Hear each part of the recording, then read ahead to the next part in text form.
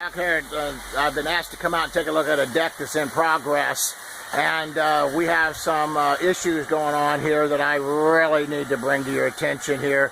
And I got this fancy looking pointer here to show you. So what you see here is that we have, let me get this up here, we have our floor joist hanging on our bay. Okay, this is no-no.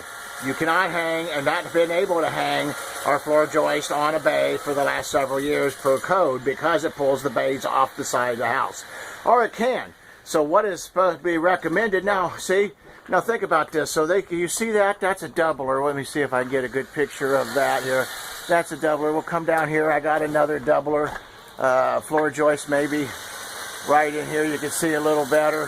Kind of my pictures are not, oh, there you go. You can see it up the light in between it here. And so that's a double floor joist going right into here. And now, so we got the double floor joist. Now what's supposed to be is this is supposed to be on a header. Our floor joist, not to hang on the bay, but to hang on the header. And so this is supposed to be a double, whatever the material is, 2x10s in this case, or 2x12s in this case, I'm sorry. And so that's headers off. Now the builder here, the carpenter, he said, well, I'm just building this according to the blueprints. Well, and the blueprints did show this, and there was some misunderstandings and some things that got through. But that doesn't mean that this is right. And what's happening here is this contractor, who has been in business now, and for, I don't know, 20 years. He's a union carpenter.